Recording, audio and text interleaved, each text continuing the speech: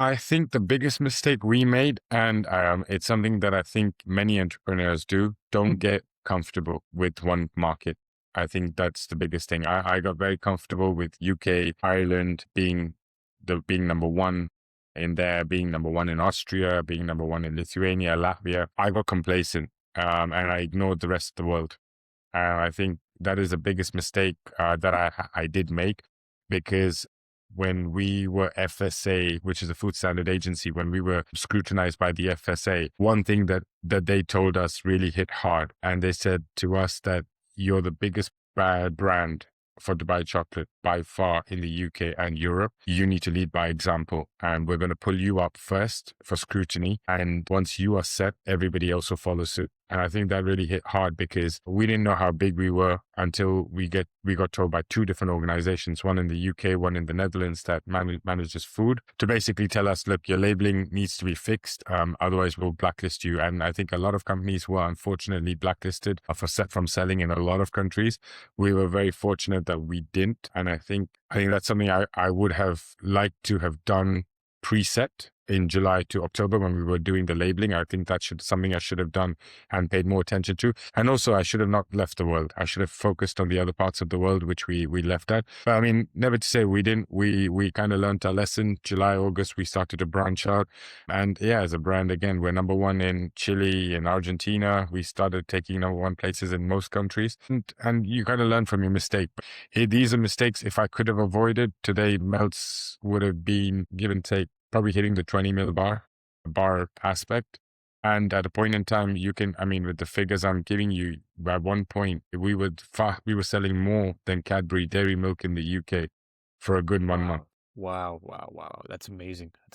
So I know you mentioned, of course, you're in 48 countries right now. I guess, what would you say was the difference between a country working out really well, where the response was amazing for Meltz, maybe where the response was okay, but it was a bit more lukewarm? I guess, what was the difference that you felt? Was it a distributor digging, or I guess, what would you kind of say? I think the most important thing is, look, as I always say, as a manufacturer, you cannot be a distributor. You can either be one, you cannot be both. So what we did was we found that the distributors are the ones that make a big difference, and you need to have the right distributors. The distributor we had, say in the UK or in Argentina, they were pretty big.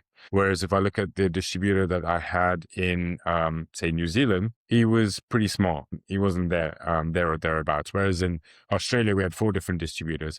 So I think what's really different is your distribution model. You need to have a single distributor, not multiple distributors in a particular country. That really makes a big difference, number one. And number two, you need to have a lot of insight into what your distributors are doing.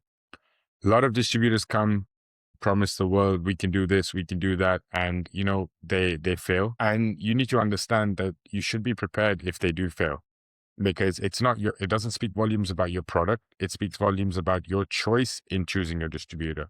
So as long as you believe in your product, that you will always resonate. And we had that in Australia, where we had one single distributor. They decided to go to a Turkish alternative, so we lost sales in Australia. And then we've now got 4 distributors in Australia that are managing it perfectly, and they're not touching each other's territories. So you've got somebody in Sydney, somebody in Melbourne, somebody in Brisbane, somebody in Adelaide, and they're happy with doing what they're doing. Whereas if you look at a country like Argentina, there's a single distributor that manages both protein, non-protein, dates. They manage everything. So I think your distribution plays the most important role. And always, whenever you're choosing a distributor, never put them under pressure.